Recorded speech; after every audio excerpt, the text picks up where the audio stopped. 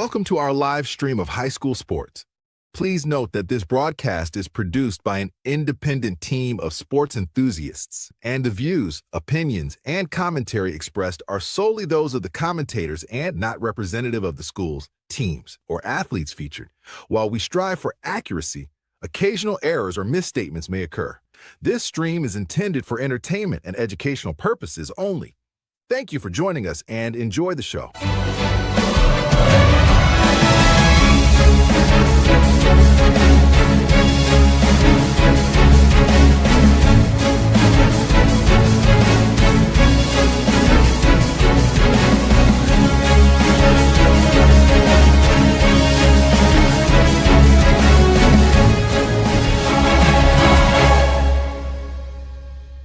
Yeah, come on, let's go.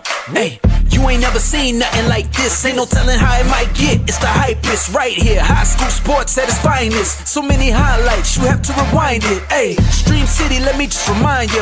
The heart of a lion, a team full of fighters. So many stars on the field, it'll blind you. They're giving everything they got till the time's up. Yeah, legends in the making. History is made. We just getting started.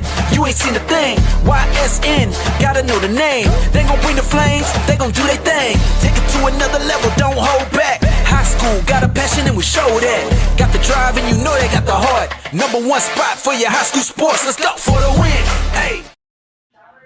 Good afternoon, ladies and gentlemen, and welcome to YSN Live. DJ Yokley alongside the 8-time best-selling author and, of course, the king of the castle when it comes to women's sports.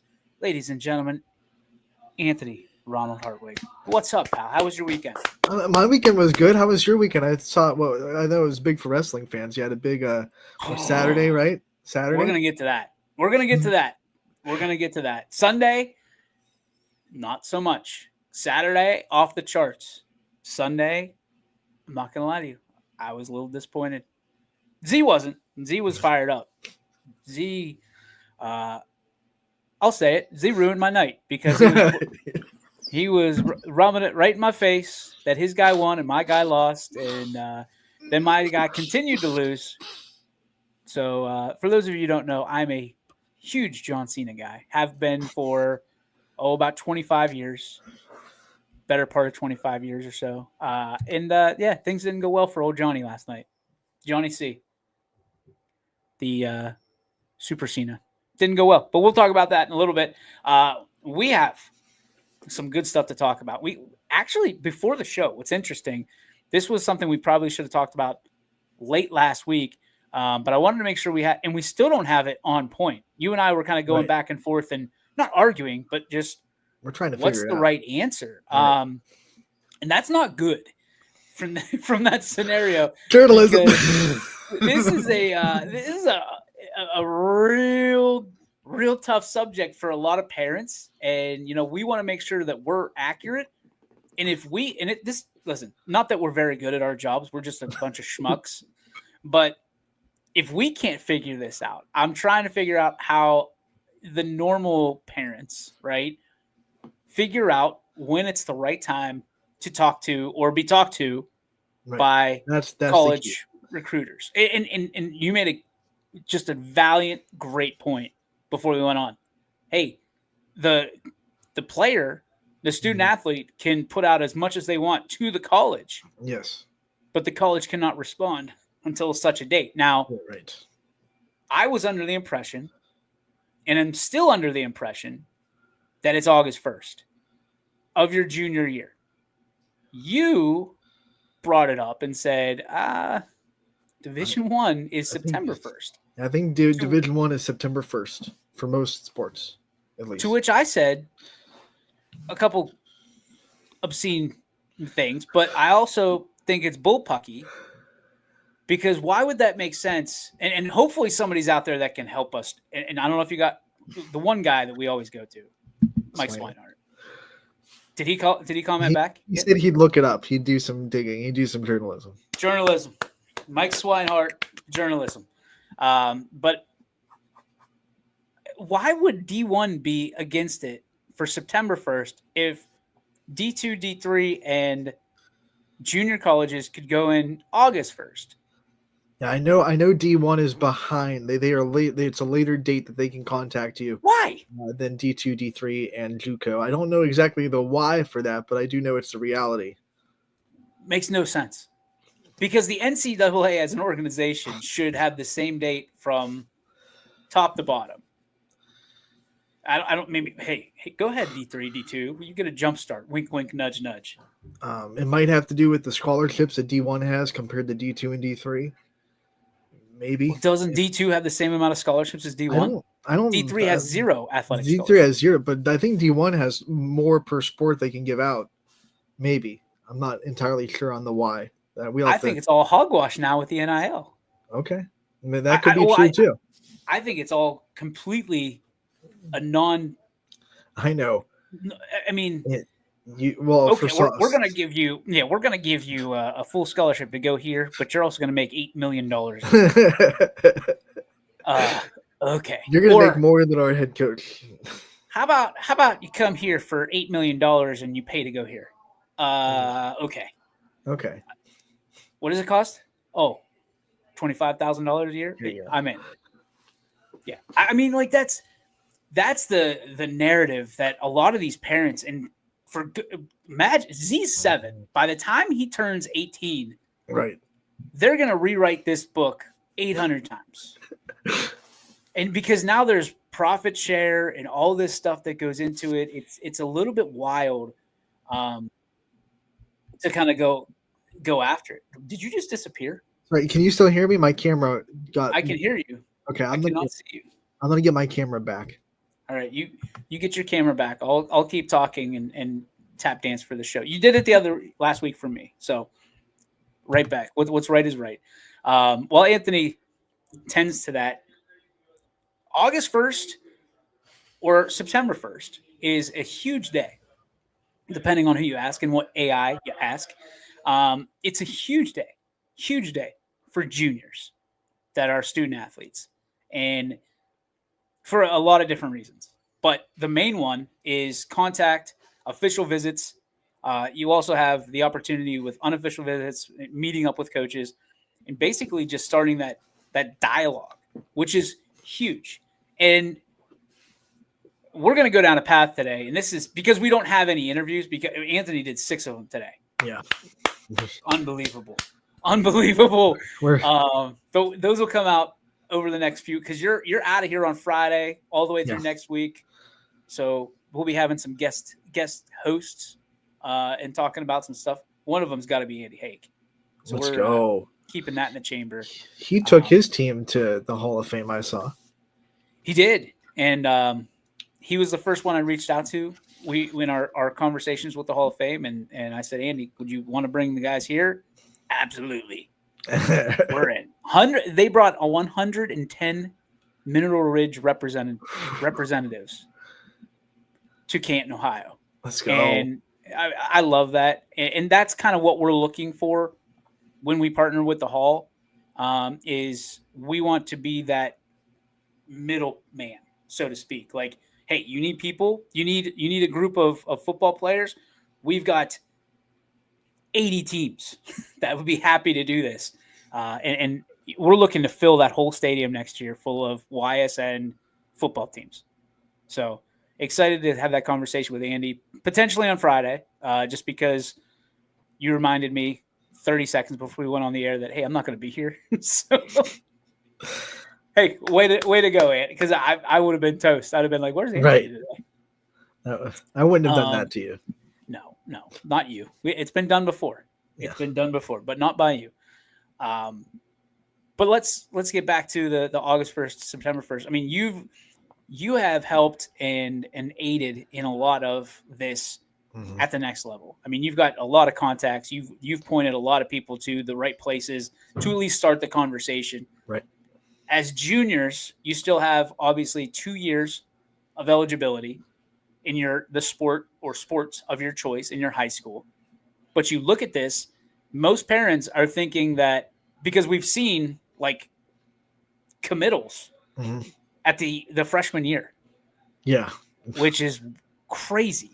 used to be the wild, wild west, but it's not that anymore. Thankfully, I don't think you should be able to decide your future before you step on a varsity field. That's kind of weird, but it used to be that way. I mean, we remember Bree Kohler. She committed to YSU before she even started her freshman softball season. So Hey, she's done all right. And she's done all right. She did pretty dang good at YSU. But it's not like that anymore. You now you have to wait till junior season, which I think was a much better decision. I don't think you should be recruiting when you're in 7th and 8th grade. That's kind of weird to me. So for you, when you see that, whether it be August 1st, September 1st, or some weird date in between, whatever it may be, and we're trying to get that finalized for you, but I've been under the assumption it's August 1st for probably about 6 months. Since 2020, 8 months, I guess, since 2025 started. There's a lot of people that have been checking their phones, and there's a lot of people that have been either really, really excited to have some of these contacts or really dejected that they've got nothing. Because you look at all the extracurriculars, and what I consider extracurricular is not what people consider extracurriculars. To me, extracurriculars are travel ball, summer ball, spring ball, fall ball, that stuff. Not you're playing for your high school team. That's what got you there, right? That's your base, your foundation. So there's a lot of people, Ant, that are feeling a certain way right now because for the last 2 years, people have been blowing smoke or building those chips on the shoulders of those particular families or student athletes, and now the talking stops. Technically, it starts, but the talking stops and the walking starts is what I'm trying to get to. Right. How important is this? What feels like huge at the moment? How truly important is this particular portion of the recruitment process right off the jump, whether it be August 1st or September 1st? It's really big because this is the first time that you have the chance to have the conversation face-to-face or email to email or whatever have you with a coach. And you get to make that impression past just sending them emails, sending them highlight clips. They get to kind of learn a little bit about you and the way you talk and the way you kind of conduct yourself a little bit more than they could when they're just going to watch your games and they can't talk to you yet. So this is your first chance to really put yourself out there a little bit. If we're talking to a coach and being able to talk back to them and have those conversations and build those relationships and build those kind of trust that you have to build in the recruitment process to really have an idea that this is where you want to be at your home. I think this is one of those ones where you have to take your time. You have to do it in your own time, and you have to be able to understand this is the right time for me to commit, or I have to take a little bit more time and make a decision. You can look around and see some other people committing and get real pressured into making a decision before you are ready to make that decision. Well, and I think that's where everything gets kind of flipped on its side, because I think we live in a society, we live in that micro world of social media, and I've got to get it out before, little Jimmy gets it out or Johnny gets it out. You're looking at up and down your street, you're looking up at your class per se. So this is the class of 27, right? Yeah. And they sit there and they go, well, I've got to get it out before anybody else. Right. And I don't think, my personal opinion, you'd rather be right than first. Exactly. And I kind of have that opinion in a lot of things, with our business, but certainly you want to make sure that you are in a scenario. Hey, Greg Burbick, you know better than anybody that in the middle of a show at 12 o'clock, I'm a little bit busy. Stop calling me at 12 o'clock. Supporter since day one. He is the day one G. He knows. And yet every day I feel like he calls me at somewhere between 12 and 1, wondering why I can't pick up the phone. So back to the point. Sorry for the squirrel.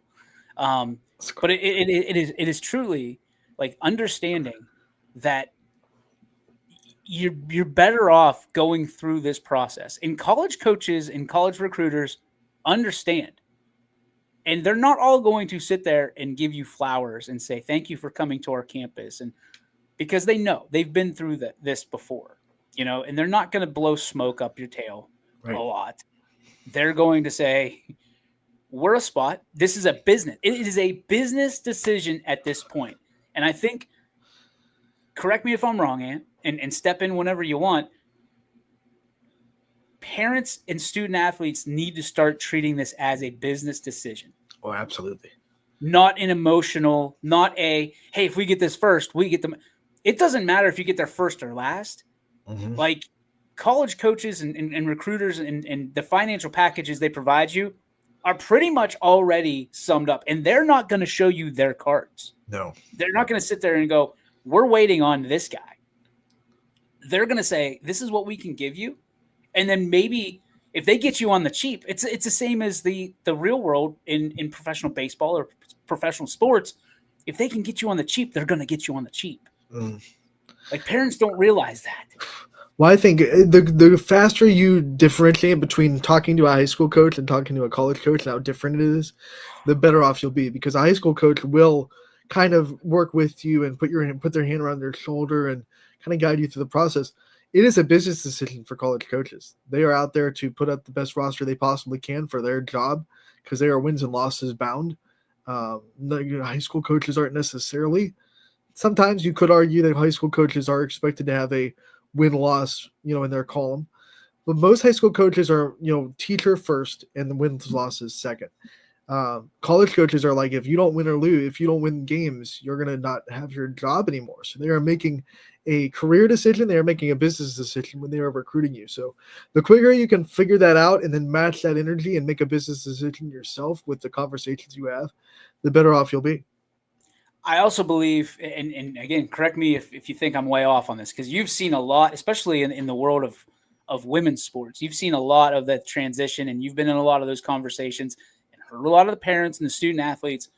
But what I'm understanding is, and I've understood this since literally the day that I walked into Ada, Ohio as a D3 athlete, sat down literally right after they give you the shirt that says Ohio Northern Baseball or whatever that particular institution is. You are a soldier at that point. Like they recruited you the same way that the whatever particular organization recruited you, and now you are theirs. And it was made absolutely crystal clear to me in no uncertain terms. I basically recruited you. I was the one that chased you and kissed your tail for 7 months. Now you're here, and now you step to the beat of my drum. And what parents don't understand is you send your little baby out there, right? That you've been just ruining the day. You get excited. You do the social media stuff. You do the interviews. You do all this stuff. You get the pats on the back your senior year, no matter what, because that's what happens your senior year. You're a lot of times softened. Like you're hardened for 3 years in high school, and then you're softened your senior year because everybody's proud of you with all your accomplishments. And then all of a sudden, some people can harden back up and some people can't. And it's sink or swim at that point. And for me, Ant, you look at everything that boils down to these decisions.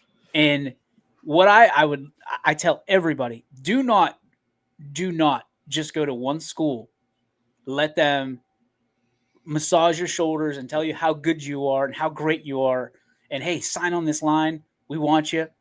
They're all going to tell you they want you, no matter what level it is. You need to find the fit. And what I tell people a lot of times, because the transition from being a high school athlete to a college athlete is not easy.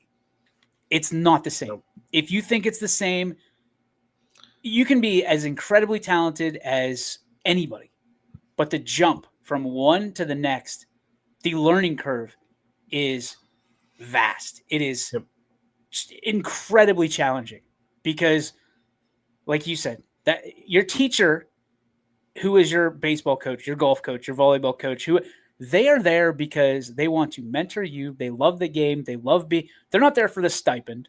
They're not there for the extra cash. They're there because they want to be involved in sports. They want to be involved in your life, be a mentor, be a coach.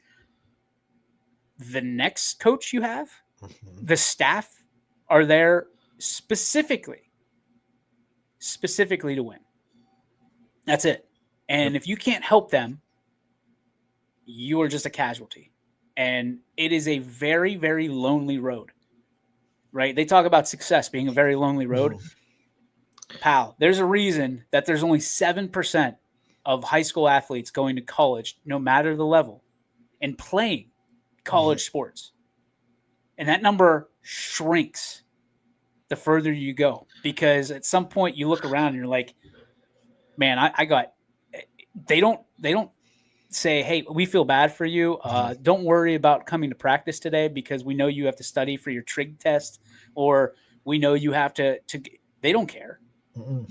And vice versa. Your professors don't care that you're on the varsity baseball team or soccer team or whatever. It doesn't matter, because you have to travel 7 hours to a different place. They don't care. You still have to get the work done. You have to perform. Exactly. And that's the crazy part. I just, there's a connection that this doesn't go. It's a big jump academically too. I mean, you talked about your professors. They're different than high school, high school teachers.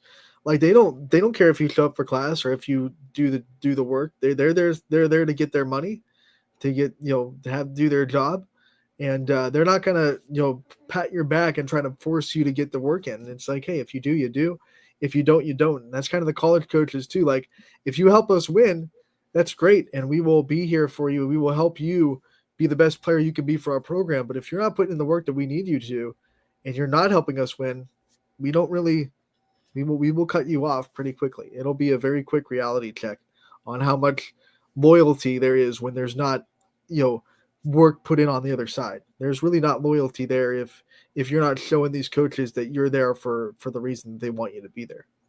So why are we talking about this? Because somewhere, and we still haven't figured it out, between August 1st and September 1st, what? Mike Swinehart sent me the NCAA sports page where you can go through every sport and find out the date where coaches can start contacting you. So this is for Division I. Okay. But if you tell me the sport, I can find, when the date is. Like for football, it is September 1st of your junior year.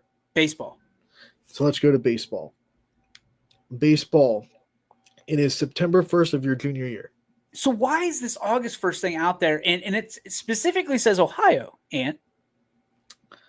I'm not sure what August 1st is coming from. And I don't really know why it would be like there's not rules that are specific towards states for NCAA. NCAA is a blanketed throughout the country. National. So I don't know. Maybe there's a little caveat in like the Ohio schools that is separate than the NCAA, but I don't know why something would be specific to Ohio either. That's kind of weird. Special. We're special. Exactly. For softball, it's September 1st of junior year as well. There are some sports that are June 15th, your sophomore year, specifically the two basketballs. Men's and women's basketball will be June 15th after your sophomore year, so going into your junior year. So it's the same thing, just a month earlier. Yeah. So because that's technically, and this is another thing we got to get right, not just us, but everybody, is, hey, once you graduate, once you pass one class, you're the next class. Like I don't. It's like taekwondo. It's like karate. Okay. Once you were a white belt and you pass the test to be a yellow belt, you're not a white belt anymore. So I'm tired of okay, it's the summer after your freshman. That's your sophomore year. That's your sophomore year. Yep. You were no longer once you're a sophomore, like you walk out of those doors and you get the blessing to be a sophomore, you're a sophomore. Like you're no longer a freshman. Like parents are the worst at this. I will say that. Well, he just passed his freshman, so he's a sophomore. Well, yeah, but technically he hasn't like the first day of you're not going to show up the first day of class, and they're like, you know what, we're sending you back, pal. Like we don't like the shoes that you're wearing. Your backpack sucks. You go back. Sorry, like buddy. You're a sophomore. You're a sophomore. Well, I think people have this idea that like you're a sophomore until you start the next year. I mean, you're a freshman until whatever the first day of school is. But okay, so what are you? What are you when you graduate? When you graduate from high school, you're not a post senior. Yeah, like exactly. You're done. And It's- that's the only one that they cut you off. Like hey, once you graduate, you walk across that stage, and a lot of people will attest to this. You walk across that stage, and there's a lot of people that'll be like, oh, he's done. Or she's done. They're done. They don't even acknowledge you in the community anymore. They're like, we've kissed your ass for the last 12 months.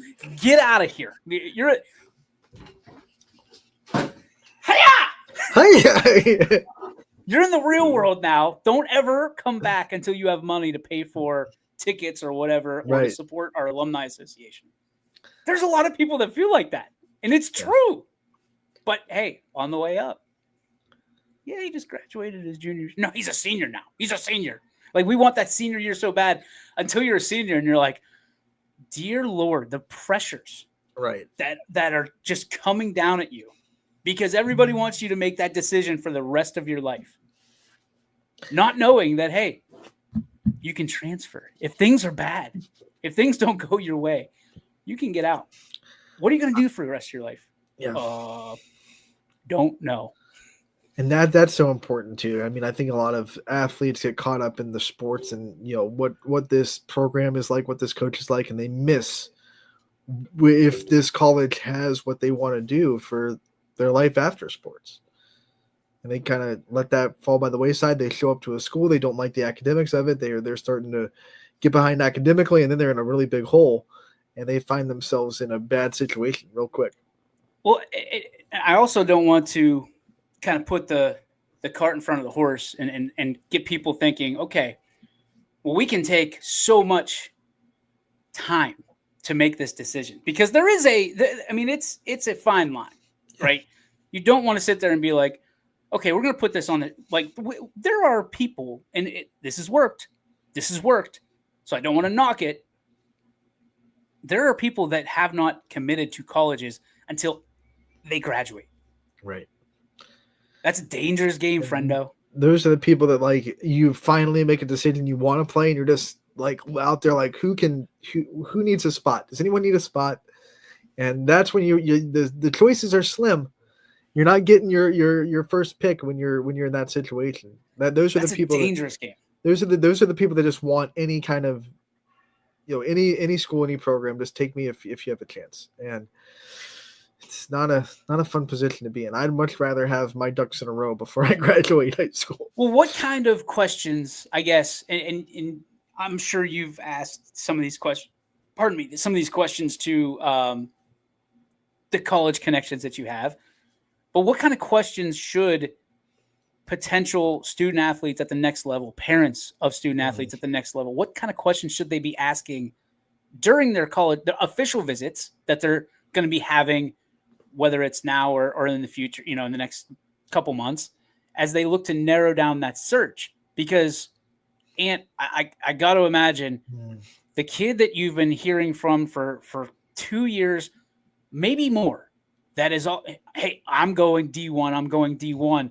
Okay, that's great that you're talking about it, but like, now the rubber meets the road.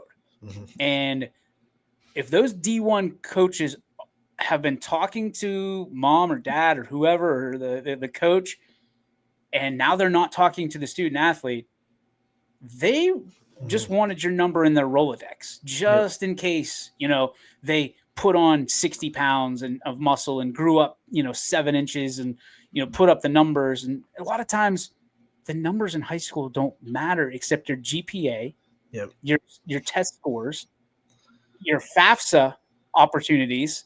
Mm-hmm. Because like we said, Ant, if they don't have to pay your freight, you're a lot more appealing to them. Like, if you're free talent to them, if your FAFSA score is off the charts and you're getting academic scholarships, you're getting all this stuff, and they don't have to waste an entire athletic scholarship on you, boy, you look a lot more appealing. Yep. So what questions have you heard or told people to ask the coaches or recruiters that they're sitting down and breaking bread with in those cafeterias? I think one of the things is, have a good idea of what kind of career path you want to go into before you visit a campus, because then you can ask, not only do you have this program, but what does that program's classes line up with the schedule that you have as a coach? So like if let's just say you want to go into nursing, what does the nursing program look like schedule wise for when we're doing things? Can I take nursing classes in the spring if I'm a fall sport? Can I bulk up my schedule that way? And then I always like when players do some research on how stable that coach is in their job security, because one of the things you don't want is, hey, I come into this coach and then they get fired next year, and then you're like, well, wait a minute, and then the next coach doesn't have that same. They don't have Philosophy. to take you. They're not committed to you. You didn't get recruited by that coach. They could just see something else in you and say, hey, we're not clicking the way your old coach did, and then you're in a real bad spot because where do I go now? So I think that's not really a question, because that'd be awkward to ask. Like, hey, are you about to be fired?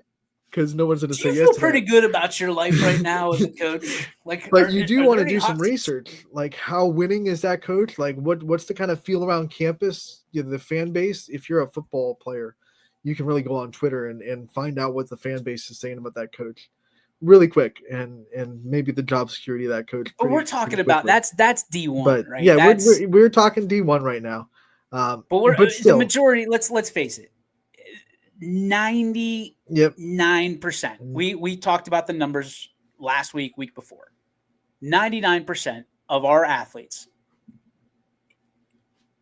Let's just have a real conversation. They're not 99% are not going D1.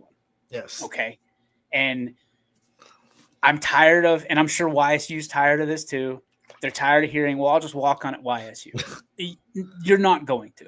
First off, walk-ons aren't really necessarily a thing anymore with what they've done with NILs. And like, you can't do that anymore. And go ahead, when you're doing your campus visits and revisits, go talk to a walk-on and ask what they do. It's not like being a freshman. Yeah. It's not easy because you're in tough situations. They see the scholarship videos that you see on social media once or twice a year where the kid earned a scholarship and they get, a walk-on earns the scholarship and they have this big, celebration. It's like, that's like 3 or 4 kids per year you see a video of that by. It's not happening too often. Not per program either. You're talking about across the country. Right. It's not happening often. No, and let's be honest, that there are oftentimes juniors or seniors. If that's 3 or 4 years of, you're essentially Rudy. If you've seen Rudy, which many of you have, maybe you haven't, go watch Rudy, look at what he does, and ask yourself, can I honestly do this? With today's society, there are less and less of those, because it's just not worth it. I don't want to quash it because it is possible. We've seen it. Jackie Grisdale, for example, 100%. was not. It can happen, but like you have to have the reality that it's not going to be sunshines and rainbows. Like it's going to be a lot of hard work. There are limited slots now where there were unlimited before, right? Hey, we're going to have preferred walk-ons, PWOs, and we had to learn about what that meant. What does that look like? And there's others that were PWOs that made their way into the position rooms and on the field, and those are awesome. And we're not saying that it's impossible. Nothing's impossible. We are living proof that nothing's impossible. Right. But what I'm telling you is you have got to be able to put in the work, and these dreams and these ambitions of, okay, you're going to go and be like, it's very, very hard in life. In the reality, once you walk out the doors of whatever institution that you are in, is very, very hard, because everybody's going to push numbers. It's like baseball, right? You're going to walk in and you're going to see them with all their power numbers. And what I mean by power numbers are ones that make them look very attractive. Mm-hmm. Like we have a 95% placement rate in the field of study. Okay, but what does that look like? You know what I mean? And that's what are those numbers based on? Because guess what? You and I could look like all-stars in the MLB if we just use sabermetrics or didn't use sabermetrics or, all the stuff. Statistics can be, what do they say? That 97% of statistics can be forged? Well, that's because You could say anything and then make the numbers up. But what we're trying to get at is this is the time of year, and college recruiters are not bad people. Let's put that out. They are really good at their jobs. Yep. But you have to be very careful because they're very good at their jobs. Yes. And their job is to get you on campus and get you to sign the dotted line. Their job is to recruit you, right? Yep. I've been in that position before, not from an athletic side, but as a recruiter. I've been in sales. I've been in marketing. I've been all that stuff. Their job is to get you to buy in. Mm-hmm.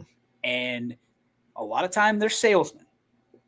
And then you get that sale, and the only thing they're worried about is the next sale, the next recruit. Yeah, and they're not going to show you the little cracks and the blemishes that maybe their program has. And just like a salesman won't show you, if a used car salesman is trying to get you into a car, they might not tell you about the engine problems that car has had. You have to kind of do your research. You have to go on, what is it, cars.com? What's the Carfax? You got to do your Carfax. So you got to have some recruiting facts a little bit. You got to do some research and understand where the nooks and crannies are in your program, because every program has them. Perfect segue to talk about Greenwood Chevrolet and Toyota of Warren, because they don't do that. They don't do that. They don't do that. They're not trying to push you. Like, they're both, when you talk about our friends at Toyota of Warren, when you talk about our friends at Greenwood Chevrolet, they are the kind of people that are making sure that you're making the best decision for you and your family.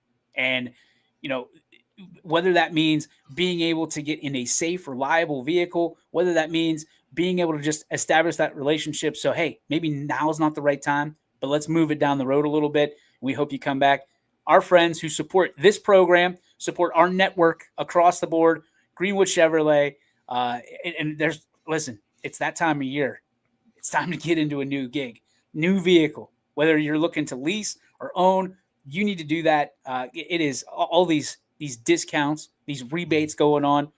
It's time. So make sure you go out there, whether you're closer to Austintown or if you're in Trumbull County, get out to Warren and talk to our friends from Toyota of Warren. And if you're in the Mahoning County area, Greenwood Chevrolet, we can't thank them enough for what they do. They are just stand-up people. When you talk about Rick Sandoval, Greg Greenwood out at Greenwood, you talk about Tino Merlo, Jim Wilson out at Toyota of Warren, my buddy Chuck, my personal sales guy, always taking care of me. And like I told you that story the other day, Ant, they could have just robbed me blind with all these kind of different things. And they said, yeah, you know what? You're good. You're good. We got you taken care of. You don't really need this. Because, listen, I'm not a truck guy per se. I'm not a car guy at all. Like, if you tell me that was I asked my wife the other day, was that a Lamborghini? She looked at me like I had 8 heads. She's like, you should not be asking me this question.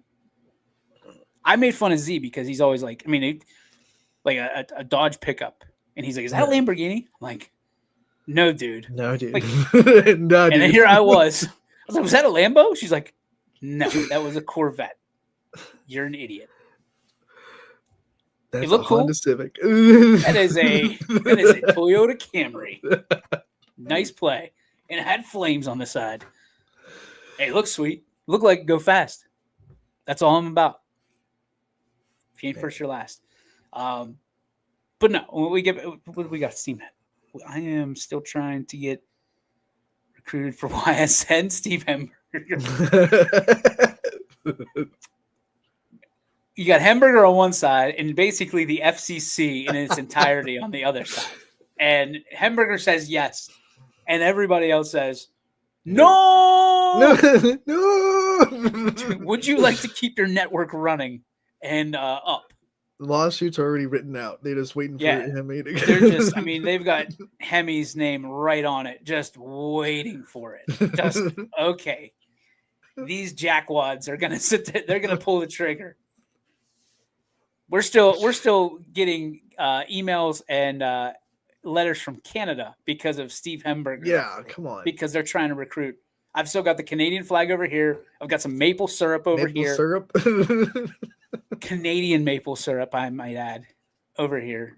So, Hemi, long answer is we'd love to. Shorter answer is I love my company and I like supporting my family way too much. And this is not a Wolf of Wall Street situation.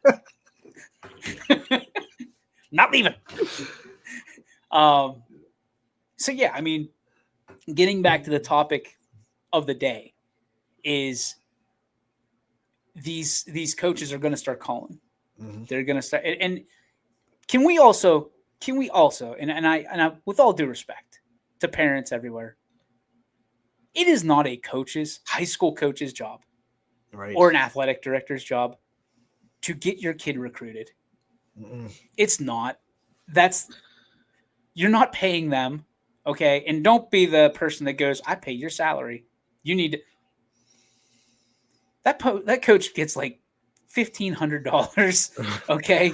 Like this, that's not how it works. Now, I don't think that a coach would ever be adverse to helping in Right. situations or giving advice or connecting the dots. There's some coaches that are very connected at the next level. Mm-hmm. There's other coaches that are like top down. And what I mean by that is they're worried about where their imprint is and getting the foundation of the next generation. There's coaches that are like, they have no interest and they have no care. And that's okay. That's not their job to get your son or daughter Right. recruited. And I think parents need to understand that it's your job and it's your son or daughter's job. Right. And to go it's get more so your son or daughter's job. Like parents, please don't be the ones sending emails to college coaches. Yeah. Like Don't do it. It's training wheels have to come off at some point. It doesn't look the way you think it looks. Right. It's like, I know what it means a lot. And I maybe write it to your son or daughter. Like, this is why I think you should be recruited. Mm-hmm. I think that would be more, again, don't want to pee on somebody's leg and tell them it's raining. I think that would get more confidence to your son or daughter. Yep. And maybe some inspiration that they can use at that letter to the next level, or email or whatever. It doesn't look as good as you think it does when you say my kid is better than everybody else's kid. Yep. And here's why. Right. Because most coaches are just going to go like rip it up, delete.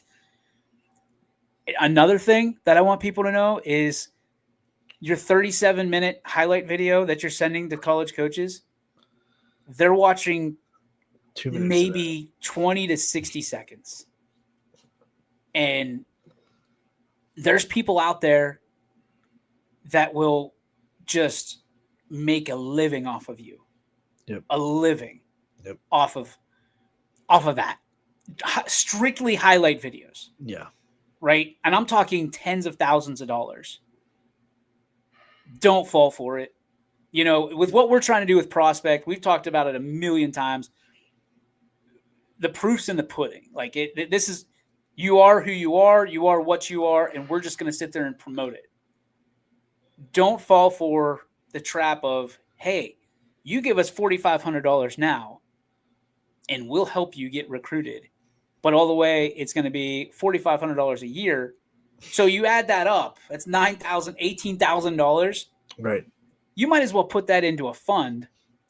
What fund that is, I don't know. Most people can rip it off. But that's why you talk to WRS or you talk to Exactly. Vantage Financial and you say, hey, if I give you $18,000, can you turn it into this so my kid can go to college? That's their profession. Mm-hmm. What I can tell you is just because you take, these batting lessons or football lessons, the quarterback whisperers out there that you hear about, I'm not knocking their business, but like, don't let them blow smoke and say, hey, for $1,000 a month, your kid's going to be D1. They may get one out of 1,000 might end up being that person. Did it? Told you. Got it. Got it. Testimony. Testify. Like it's just don't be. Can I say don't be stupid? Yeah. It's real easy to get caught up in the hustle and bustle. There are people out there everywhere that are sitting there and they're just selling a bill of goods that potentially could be very, very good. Potentially.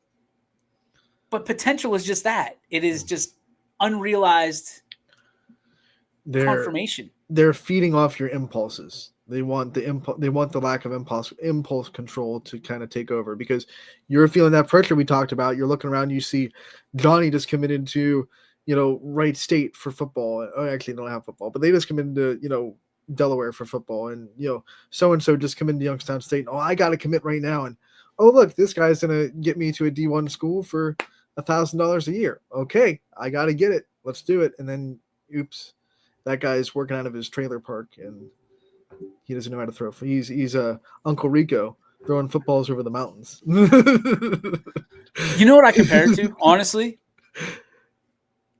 I am no longer permitted as an adult male to go to Sam's Club or Walmart while I'm hungry. That is a law. That is a law in our house. I am not permitted to do that. Like, my wife will take snacks for me as if I'm 11, and she will make sure that I'm fed, because she knows that it is going to go up. If we walk in there and yours truly is hungry, I'm going to put everything in the cart, and I don't even care. And she can't fight me, because she knows that if I'm hungry, that means I'm hangry. And there's gonna be a battle royale right in the middle of Sam's Club. We're getting this. It's in bulk. Go ahead, tell me I can't get these peanut butter crackers. Go ahead. Buy them in bulk. We'll save money in the long run. All the time. Like, what do we need with 900 fruit and grain bars? Like, what do we need? You don't even like them. No, but they look really good right now. That lady over there just gave me a chunk of, and I don't know if they sprinkle like some kind of illegal substance onto those things. They always taste better at Sam's Club, and when they're giving you those samples, free samples. Always taste. Yep. Like, I hate Hot Pockets. I'll be the first to admit it. I think they're disgusting. When they are there and I'm hungry, I'll eat 7 of them, and they taste so like best pizza I've ever had. Good. And then I put all these Hot Pockets in, and I never touch them. They're just because I'll look at them, I'll open the freezer. They're disgusting. Point being, yep. There are recruiters. There are different opportunists. Mm-hmm. Is that right? That's the right word? Yeah, that's a big word of the day. They will journalism. They will take advantage of you because you are hungry, right? So I think being able to go to a college on your 4th visit, you're more well equipped than on your 1st. And that's why I sit there, because I'm living proof and living evidence. Now, things worked out pretty decent for me, but I'm spilling the beans. Hey, don't sit there and be like the guy that's looking for a prom date at the last minute, or the one that's nervous that nobody's going to pick them. Yep. And when you get the first little bit of attention, you jump at it. Like, don't be that person. Parents, you have to protect. This is your job right now. Over this month, the next 2 years, is to protect your son or your daughter. Because in today's society, sometimes, again, I feel like a broken record. Today's society, you give them a little love. Hey, we're going to put you out on that Twitter. Hey, we offered you. Yeah, that's big. Big. People get so mad at us because we don't put the offers up. No. They want us to. You know how many people they sent those letters to? I mean, I'm not trying to break your dreams and aspirations, but the University of Nebraska probably sent that letter to thousands and thousands of student athletes without even looking at them. Come to our camp. Yeah. And we're going to put, sure. Why wouldn't you put them in a jersey? That is free marketing and advertising. Exactly. Yeah, we offered you a preferred walk-on. We offered you a position to potentially be on the team. Right. Like, if they offer you a D1, like, no holds barred, completes. Here's what I'm going to tell you. Most important, if you haven't listened to anything we've said to this point in the last 49 minutes, listen to this, please. If there is a college, I don't care where they are, and they say, here's a full ride to go here, sign it now. Yes. Do not Do not walk away from that. Never. Never, ever, ever, ever, ever. I don't care if you're the biggest Ohio State Buckeye fan in the world and Michigan gives it to you. You sign it right then and there. Just for you, Bobby. Yeah. It does not. Like, you're in and you're not paying for that. That is a big decision. Right. That is a easy decision. An easy decision vocabulary. But I will tell you this. If it's an offer sheet, you kick that baby down the road. Like, you kick that can and you go, yeah, okay. Thank you. So, and you be very kind about it, right? Because they're using their resources, their time, money, advertise, whatever that may be, to recruit you. Be cordial. Thank you so much. I'm going to need some time to think about this. Very serious, deliberate decision. Don't be afraid to say no. Don't be afraid to say not now. Unless they're, I mean, if they are putting it out there, if they are putting it out there for you, sorry about that. If they're putting it out there for you and they're saying, hey, we want you now. Here's a full ride. I don't care if you're the greatest in the world. You have to sign that letter. They're giving you a free education. And that, when it's all said and done, is the most important thing. You have no allegiance to any other school or any, like, you can always transfer. Yep. And I will tell you this, most times when you get that one, there will be others. That means somebody is willing to invest in you. Yep.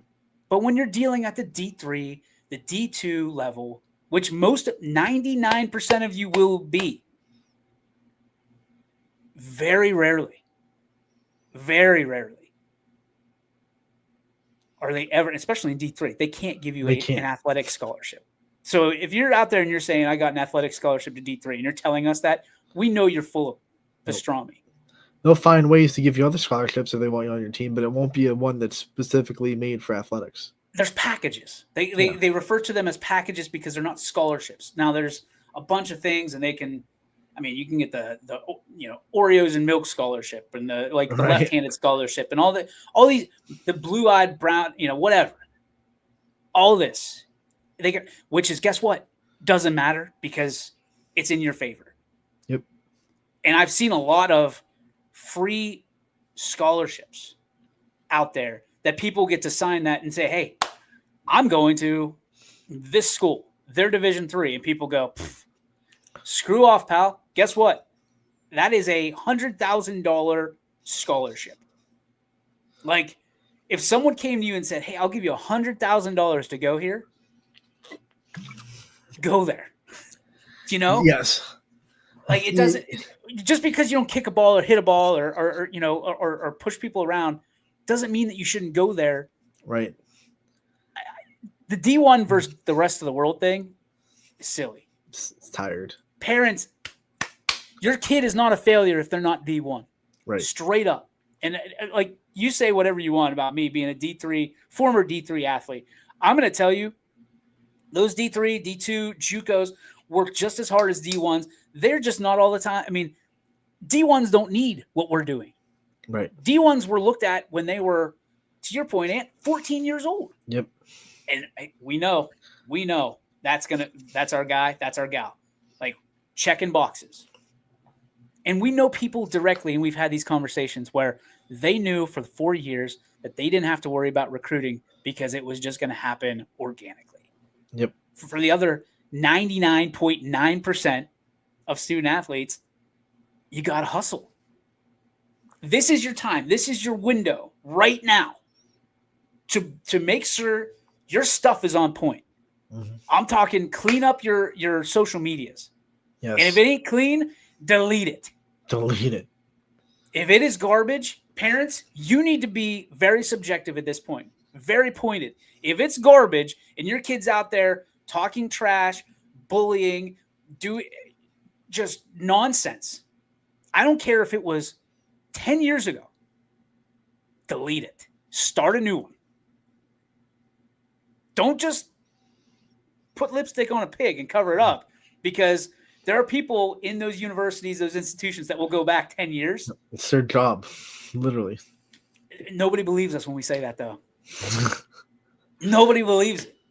I'm sure if you dug deep enough into DJ Oakley's Facebook profile, you got some weird stuff out there. Yeah, some weird stuff. You got some. Okay. I mean, I started my Facebook profile when Facebook came out, when it was just college students. Cue the people digging right now, trying to find stuff. Oh, guaranteed. Like there's. Oh. Go ahead. Hey, go tell my boss. DJ Oakley's been fired from his own company. The HR department. Well, I sleep in the same bed as their HR department, so we're good. Well, I should be all right. She's making all those decisions. She's not looking for. She would not want to be sitting in this seat. She'll tell you that. She likes behind the scenes, but I think this is a great opportunity. I don't want to completely poo-poo on this, but this is it, folks. Mm-hmm. This is your window.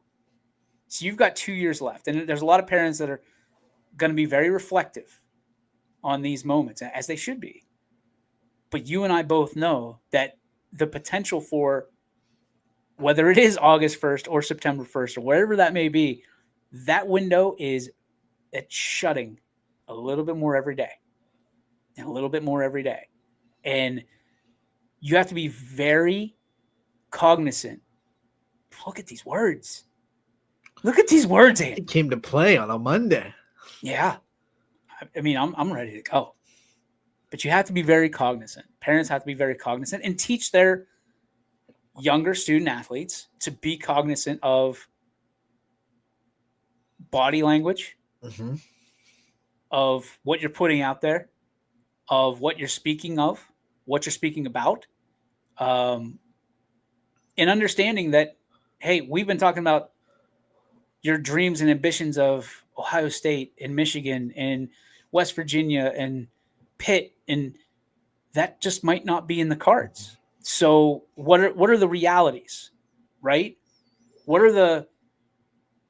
does your future actually hold? And that doesn't mean that you can't work towards it. You put some stuff on tape at the next level, but that growth spurt that we were waiting on, it ain't happening. Never came. My dad was 5'9". I probably wasn't going to reach the 6'4" barrier. Now, I would have wished I was 5'9", but he didn't even reach the 5'9" barrier. No, man. I can jump to 5'9". Get up there. 8-foot hoop. Good night, sweet prince. I'm taking it down. 6 foot hoop. 6 foot hoop. Look out. Tiny Tykes. Oh. It's going down. Z learned real quick. You don't mess with me in a slam dunk competition on Tiny Tykes. That was bad news. But yeah, like this is a final thoughts on this. I know we got to wrap up here, but I mean, this is an unbelievable opportunity for student athletes, and most parents. I'm betting most parents don't even know about the date that they're allowed to be contacted. Nor do we. So there's that, dude. But don't feel bad. We're in this together. We're in this fight together. But closing thoughts for you about some of your biggest lessons that you've learned in this process. I think the most important thing I could tell a student athlete, and I said it before in this show, don't let comparison be the thief of your experience. There's going to be people that might commit before you. There might be people that commit to a school that maybe you wanted to go to or whatever it may be. Don't look around social media, see people committing and feel like you're lesser because you're not committed yet. Everyone is on their own time, on their own line. Make sure that you're making the right decision based on your time and your comfort level. Don't let other people's their experience to dictate your own. And that's the biggest thing, because I see that so much. I see so many people see Johnny over there commit to somewhere and then feel like they have to commit right now, and then they make that decision before they're really ready to, and then they don't have a good first experience. Some of them don't transfer; they just stop playing the sport, and that's the saddest thing in the world to see. Decommitting is a lot harder than people believe. Yep. Because there's a lot that goes into that. So if you sign with them and then have to decommit, I don't know I don't claim to know it. I just know from people that have decommitted, they're never walking away saying this was a great experience. Right. So, and that's nothing about the school that they're decommitting from, but the school has to protect themselves too. And that's when you commit to somebody. I mean, it's kind of like marriage, right? You get a divorce. It's sometimes it's ugly, sometimes it's expensive. Sometimes it's a little bit harder to get a new marriage too. Case by case. Well, yeah, because you sit there and you go, yeah. I mean, you talk. I mean, I'm not getting into the dating scene, but you sit there and you talk to it, and you talk about it, and people go, why are you single? And well, I was actually married one time. Oh, okay. Then all the red flags start popping up in the back. Yep. Then it's a different conversation, Mm-hmm. right? Because now people are worried about, okay, well, he divorced from this situation. What are you going to do to divorce from me? Right. And that's back to the school side of things. So just be very careful. And again, it's not a race. It's not a race. And nobody's sitting there saying, congratulations, you signed on first. Right. And a lot of times the first person to sign on has had that decision for a long, long time. Mm-hmm.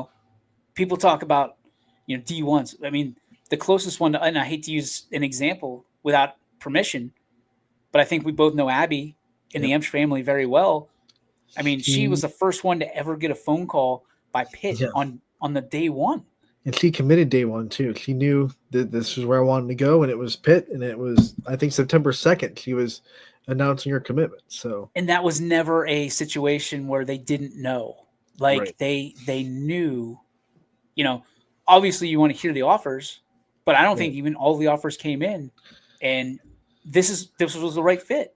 And sometimes, like, my wife and I went to Westminster, right? Mm-hmm. So no matter what happens with our children, Westminster will be a visit, right? Just because there are financial opportunities out there. We did have a great experience at that particular institution. Mm-hmm. And guess what?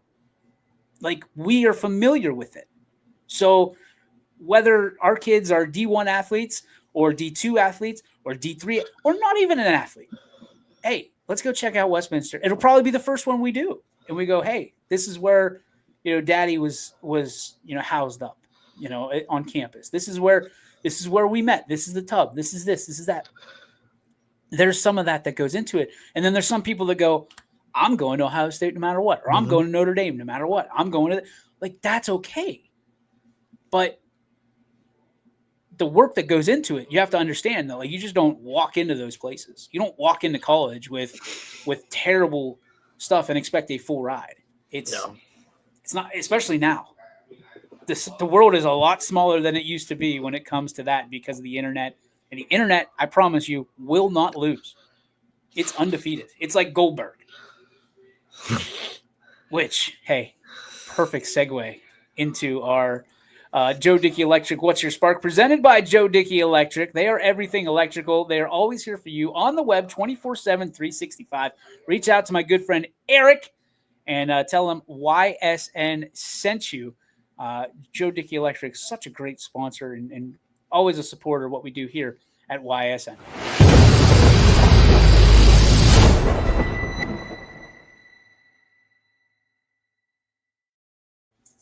All right. I'm going to start it off, Ant, for one of the few times I'll bat lead off for us. This past weekend was SummerSlam, which is the biggest party of the summer for wrestling fans everywhere. And SummerSlam is known to be a banger sometimes. My wife was actually very excited to watch SummerSlam, which I was surprised. But it might have been the greatest Saturday pay-per-view I've ever seen. And it was good across the board. Could not take your eyes off of it. Good. And then CM Punk, the self-proclaimed best in the world, wins the WWE Heavyweight Championship off of the Ring General, Gunther. I know you're up on all this, so. Oh, totally. I know all these people. So he wins, bloodies up Gunther. CM Punk, newly crowned champion, puts the belt in the air. All of a sudden, Seth Rollins' music hits. Seth Rollins, who for the last, I believe, 2 or 3 months ish, maybe not that, maybe it's weeks. I don't know. I can't remember. My timeline is he's been in a knee brace. He went down to Dr. James Andrews. They never committed to a firm decision. He's been in a knee brace, crutches, all that stuff. Comes out. He's the Money in the Bank winner, which, Anthony, for those of you who are not up on it, means essentially he can call for a championship match whenever he wants. Whenever, wherever. He just needs a referee to count to 3, okay, in the ring. He comes out.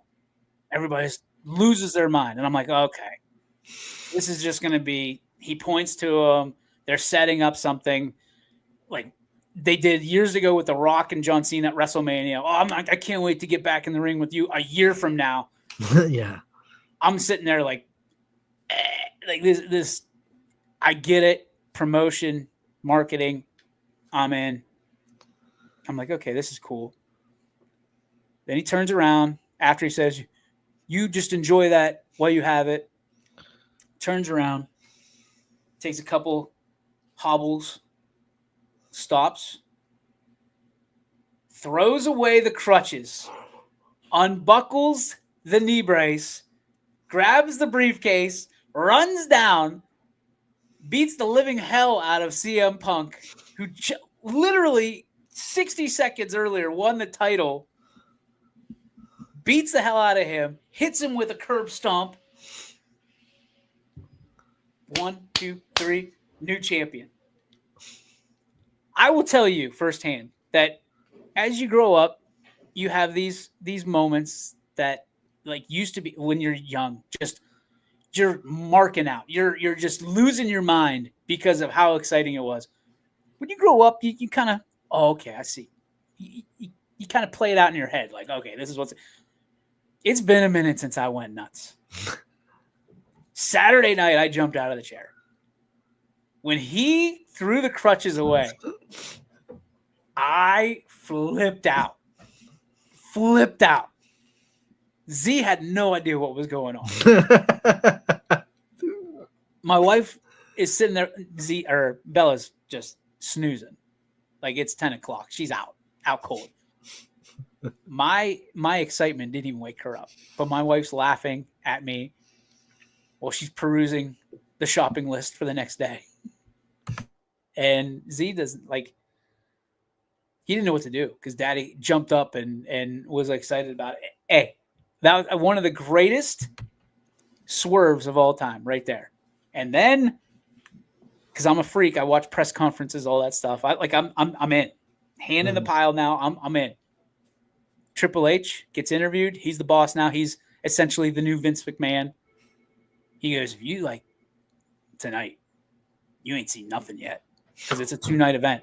Right. Oh, so I'm hooked in. I'm hooked. I'm geeked. I'm ready to go. Good pay-per-view. Great match. John Cena against Cody Rhodes. Cody Rhodes happens to be Z's favorite. John Cena, as I alluded to at the earlier part of the show. One of my all-time heroes. Top 3 on my list of people I would love to meet, talk to, interview, all that stuff. Just pick his brain. Anyway, spoiler alert, he loses on a great thing. Great matchup. He does his, because this is, whether you know or not, John Cena, this is his last hurrah. Like this is his last year. December 31st, he's done. He's never wrestling again, or so they say. I believe it. I also believe everything. So I've got 4 months of my hero left, right? Of watching. So I'm just enjoying this. He loses. He does the thank you, fans, thank you, all this stuff, because it's his last SummerSlam. Brock Lesnar's music hits. Everybody knows who Brock Lesnar is. I'm a miserable mess because he just lost. He lost. He doesn't have the title anymore. Now here comes Brock Lesnar. Again, I've been around the block enough to know Lesnar's going to come in, whoop his ass, leave him for dead, and we're going to fade out into the sunset here. Guess what? That's what happened. So I go from just cannot sleep on Saturday night into Sunday to I cannot wait to go to bed. And that, my friends, is the life of a wrestling fan. So tonight's going to be interesting on Raw because I'm sure they're going to talk about a lot of stuff. And I'm sure we're going to see Brock Lesnar or what. But Brock Lesnar cannot talk. He cannot speak very well on the microphone. So he's had Paul Heyman, who is just a legend on the microphone. But Paul Heyman is with Seth Rollins and Braun Breaker and the other guy, the dude they keep trying to push, and he's so-so. Braun Strowman. I don't know. He stinks. He stinks. He's basically like a bouncer at a club. Like that's what they've got a big guy. You'd be scared if you were in person with him. I would be terrified. But right now, you're not good. You're not good. Braun Breaker is the son of Steiner. Not Scott Steiner. The other one. The one that always barked. Rick Steiner. So there's that. A lot of people don't know that. And I'm giving you a free breakdown of what has been happening in wrestling. Love it. Now I feel caught up. Zero cares. You could care less about this. But by the way, I saw off topic. I saw you and Hughes get into a little bit of not a joust, but like Hughes. He put something like what's the best movie where the villain wins? That was his thing, and he said Revenge of the Sith, and I said, well, yes, but it's a part of an overarching story where the villain doesn't win in the end. Doesn't count. It's one. You've turned into but you've been that guy. Yes, technically the villain wins in the end of Revenge of the Sith, but doesn't win in the end of the story. The door was wide open for you. Because I saw the interaction and I was like, Anthony just could have put out one word and it would have just been an absolute banger. If you would have put Rudy in there. Because the villain, he wins. He was offside. He's the villain in your book, right? Mm-hmm. They didn't say the overall villain, and it's very some technically, I'm going to get into my Anthony role here. Yeah, but in Star Wars, the bad guys are actually the rebels. If you think about it. The rebels are the bad guy. Well, from the Empire's point of view. That's what I'm saying. But it's I'm not going to get into politics per se, but some people are government people, some people are anti-government. Who's the villain? And that's essentially what Star Wars is. Because some people go, "Oh, I'm Empire," because that's the withstanding governing body. Great for you. Some people, most people, rebels, because that's what it's based on, the actual good guy. But if you think about it, to rebel, not exactly. If we think of rebels in the overarching term, right, they're the bad guys. You're right. They are bad guys. Spaceballs. But I wouldn't call them villains per se. They're not antagonists of the story in a thematic point of view. They were set up by George Lucas to be the protagonists of Star Wars. Well, you know what they say, Ant. You know what they say. Now, and by they, I mean 1% of people. You either die a hero or you live long enough to become a villain. Yep. Two-Face, man. He became the villain. Sad Just story. Talk like this. Nobody will understand who you are.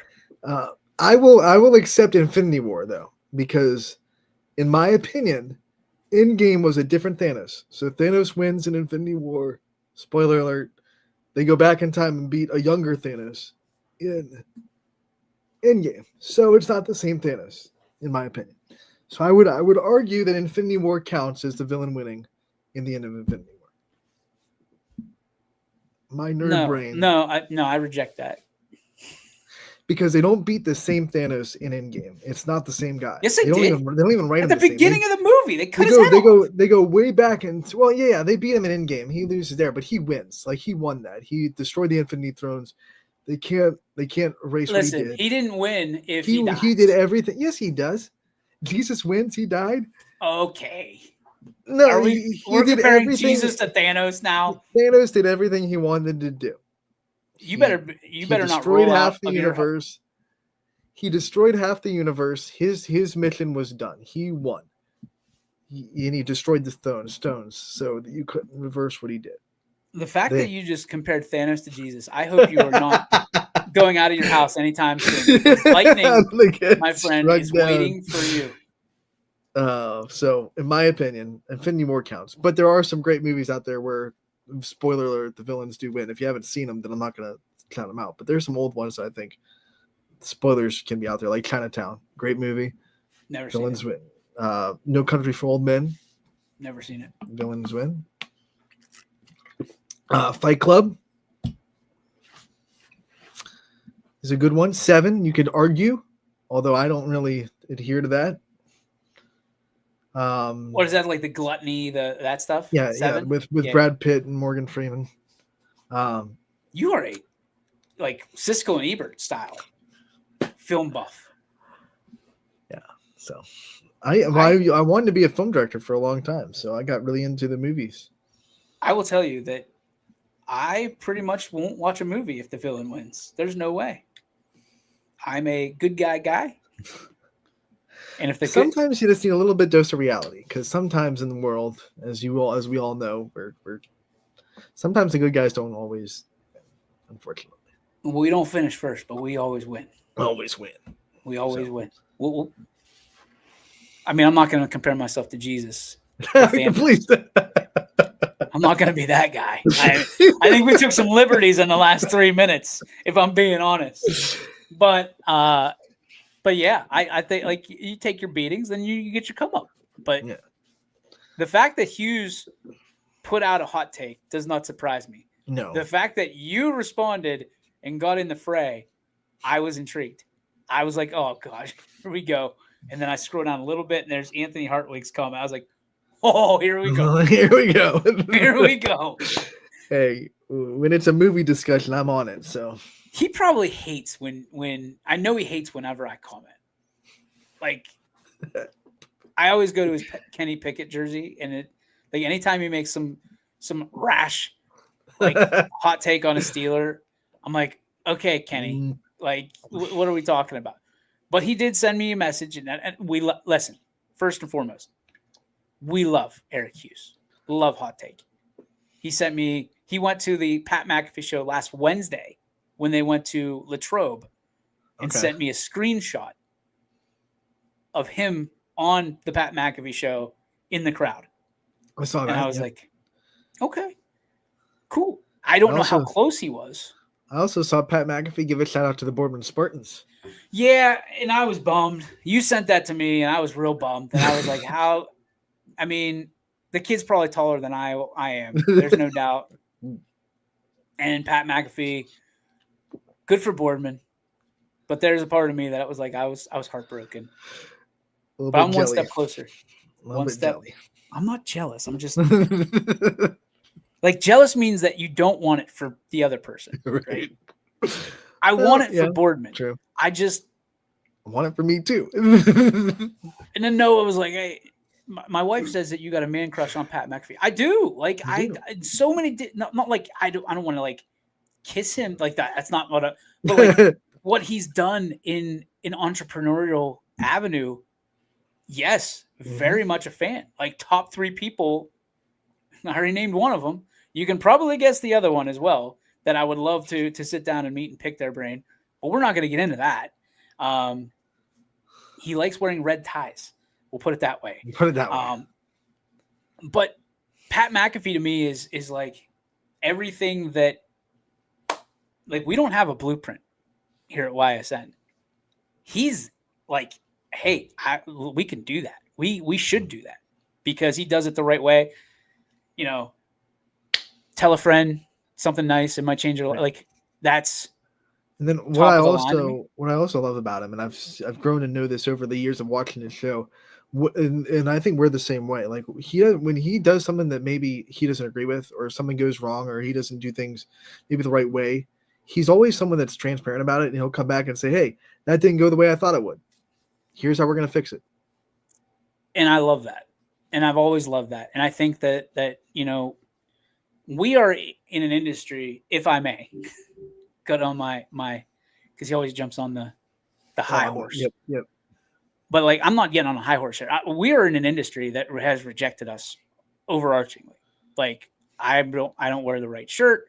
I don't have the right face. I don't have the right size. Whether it's disability or not for you, we've never had that conversation. But the one suggestion, the one 100%, if you're going to be on YSN, is you have to love sports. Mm-hmm. Like, I don't care what you look like. I don't care. As long as you're not wearing like N1 shorts, like out and about. Like, I don't care. Like, cutoff shirts, don't care. Jerseys, don't care. Hats, don't care. That stuff. Like, you can't look like the caddy from Happy Gilmore 1. Like, can't do that.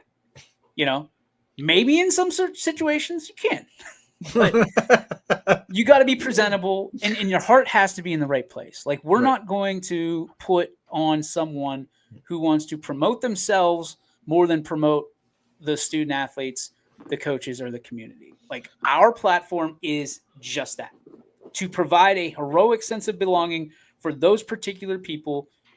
And we're the avenue to get there. Mm-hmm. Before us, there was nothing, and there was nothing that did that. It was a bunch of talking heads. Now that we are talking heads, essentially, it was a bunch of talking heads, 30-second sound bites. It was, we're not going to interview kids. We're not going to interview, especially young kids, little puppies that are going up through, because that doesn't tell our narrative. And I think when we started, it was, okay, we're just kind of dipping our toe in, and then COVID came and we just cannonball right into the pool. And then we started rewriting how the media, particularly in this area, does things. Right. And that's what I didn't even know about Pat McAfee. I didn't know about Barstool. I didn't know about any of that stuff. They were brought to my attention. Sarah was actually the first person. I take that back. Jeff Bezos was the first one. And then Sarah started watching the Pat McAfee show. I knew of Pat McAfee, didn't know where to find his show, and also thought it was, like, from what I heard, a little bit raunchy. And all that was raunchy is the vocabulary, right? The obscenities, which we can't do as much. Like, we're not going to sit.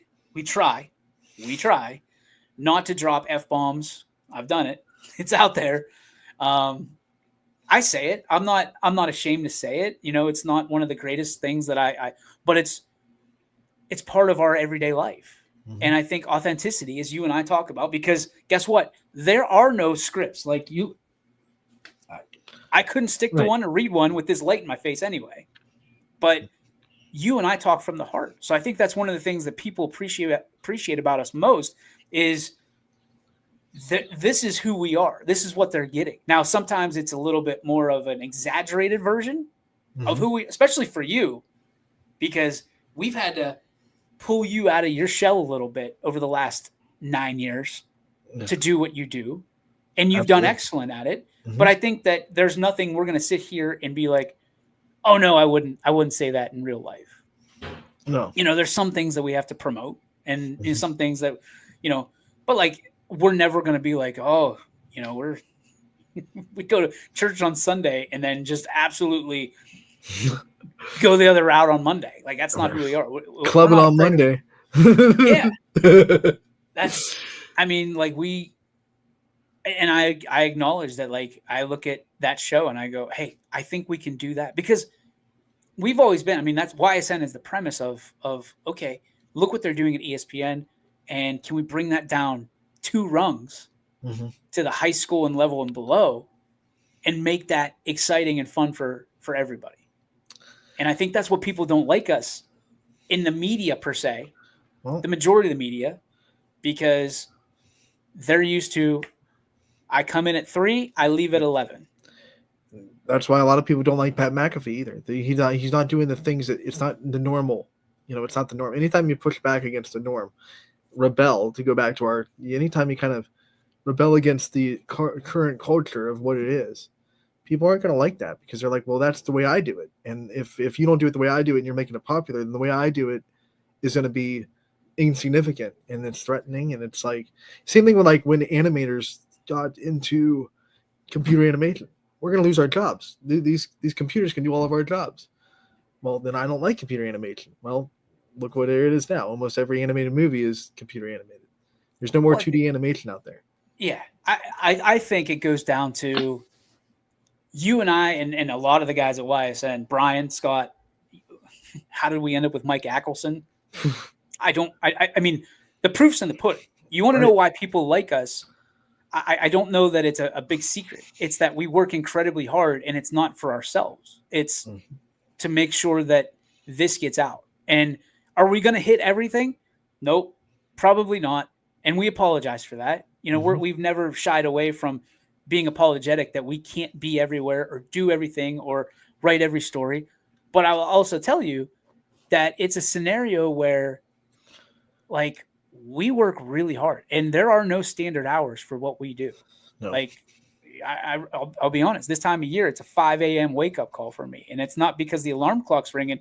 It's because I know that in 3 weeks, 2 weeks, 3 weeks, it's go time. Mm-hmm. Like there are going to be people that are criticize everything we do. And I'm grateful for that. I'm not adverse to someone criticizing what we do and either liking what we do or hating what we do. That's part of the industry that we're in. Now, we had to learn that lesson the hard way. Naturally, we like to be liked, but it's also a situation where I get it. People want more and more and more, and we're just grateful. I'll tell those people straight up, I'm grateful that you want our coverage, because it could be the other way around. You could want nothing to do with us. Ain't that the truth? And it's hard. It's a hard lesson to learn, but there's a reason that we had 13.5 million views last year. There's a reason that that we're going to get, that are projected to have 15 million views this year on our website alone, not including we haven't really won an award, but I would imagine if we were up for one, or if we wanted to pay for one, we could get an award-winning social media platform, because we're sharing things that, quite frankly, nobody else is willing to share. Yep. You're up every hour that I'm not, seemingly. And I think that, for us, I don't want to sit here and get emotional about it and say that, it is a pleasure. It is. We do not take for granted what we have worked incredibly hard to build here at YSN. And I say we because it is a team from Aunt, from your mom. I mean, it's a family business for you, my wife, our kids, like Brian, across the board. And I think that's Steve Leslie. He's involved his kids before. It's Chris Sigler, I think, is at the point where, like, it's now part of who we are, and our goal was never to be famous. Like, I'm not in that industry. Like, I don't care. When you're younger and you're like, oh, I can't wait to be on TV and be seen and be recognized. I'll be honest. It's not about us anymore. Right. Is it fun? Yes, it's great. It's someone considered a perk. I am now terrified at this point, because I get so embarrassed when I don't or can't remember people. Yep. You know what I mean? Like, yep. When someone comes up to you, they know you, like they're talking to their friend, and you're like, not entirely sure who you are. And that happens. And I feel so bad. It's embarrassing, but it's out of our hands, because we do. And someone brought it up to me. They're like, you must talk to 1,000 people. And I'm like, Yes, easily 1,000 people. And it's challenging because you see people in different settings. Yep. And you're trying to place, okay, because sometimes they just come up and start talking, which we appreciate, grateful. But if we're looking at you like you have three heads, don't take offense to that. We're trying to figure out where we know you from. We're trying to figure out, we're not big timing you at all. It's just there are a lot of conversations and a lot of different settings, and we are now a 4-season company, and we might not see someone from one baseball season to the next, and then we might not see you for years, and we bump into you at the local grocery store, and we're like, okay, how do I know that? How do I know that person? Right. What? But context clues.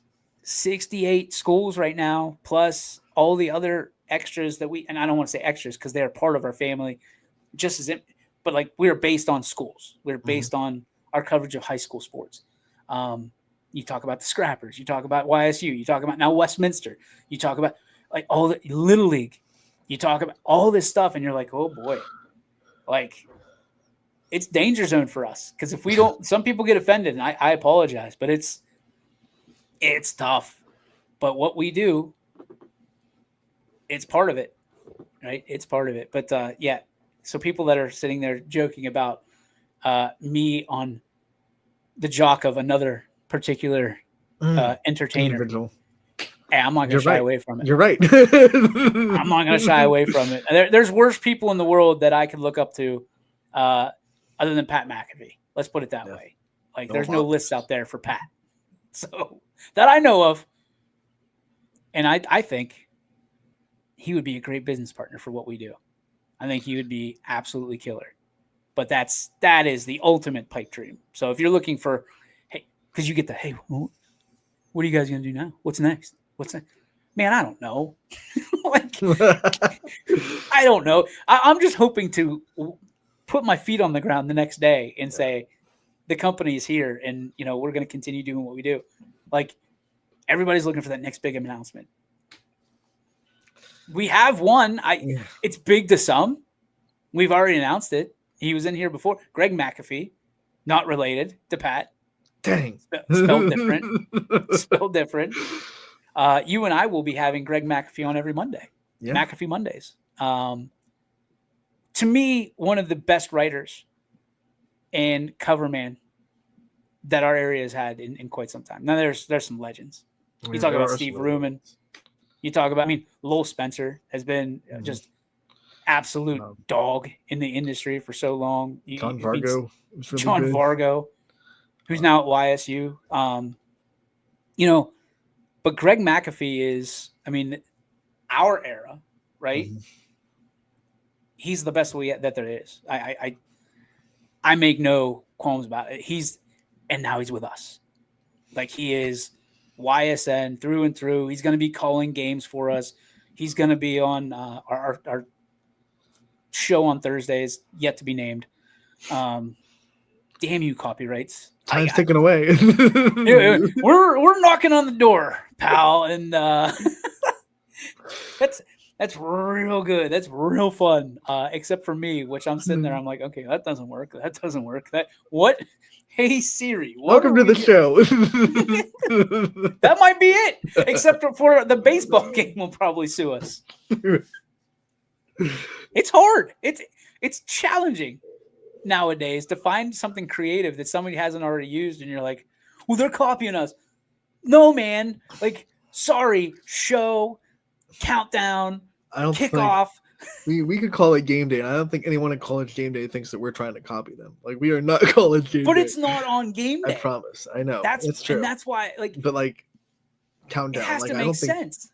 I don't think anyone at Monday Night Countdown at ESPN is thinking, man, those guys are trying to copy us.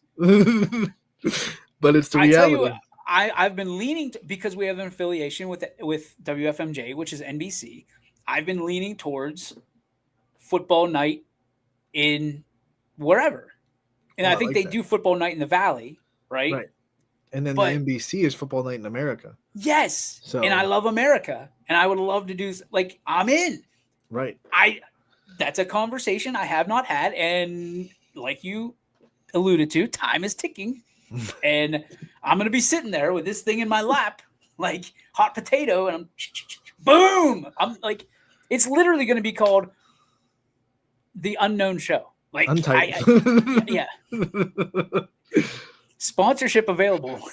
You can name the damn show. Yes. Pay us more money, and you can name the show whatever you want. Advantage Financial Show. Yeah. Well, yeah. Which, hey, nice job. Good guess.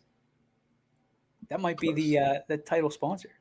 We are looking right now. I will put it out there because I put it out there for some of the people that have in the past wanted this show to happen, and Audible Call looking for new sponsorships, title sponsors. So if you want potentially to name a show, it's right there. All you got to do is contact us. And then the Audible Call with Mike Ackelson and you, Anthony Hartwig, and the band of degenerates that we have in that studio. And Radar's back. Radar's back. Scotty's back. Boy, oh boy. The stories we could tell. And I'm not sure that we have or not. I told the story about Radar and him getting loose. I don't know if it's ever been public knowledge. Stealing our pizza. The real book, not my children's book, but when the real book comes out that I can write some stuff after I'm well done with what we're doing someday, it's going to be a banger. It's going to be a bestseller, no doubt, a legit bestseller, because people are going to want to know the stories of why we covered something and why we didn't cover something, or like some of the things that happened behind the scenes. And you're just like, is this real life right now? Is this Radar leaving his facility unbeknownst to anybody? Unbeknownst to anybody. And basically having an Amber Alert for Radar Pavlov is one of the greatest stories in the history of YSN. I mean, the person coming in to athletics. I wish you were there for that. I really do. And yeah, this is a third person story. Them walking, but everybody told the same one, so it's not off kilter. Them walking in and yelling for Radar because he was not supposed to be out of the facility, and he made his way to athletics just to be on the show, and also had Tupperware to take our pizza that we had. Yeah, it was gone. Radar took about 2 weeks worth of pizza. God bless him, man. God bless him.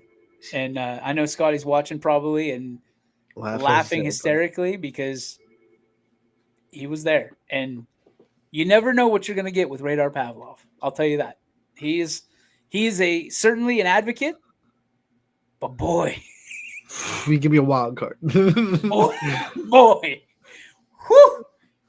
Radar is he's something. But we are way over time. 38-minute Joe Dickey Electric. What's your spark? Hey, paying the bills.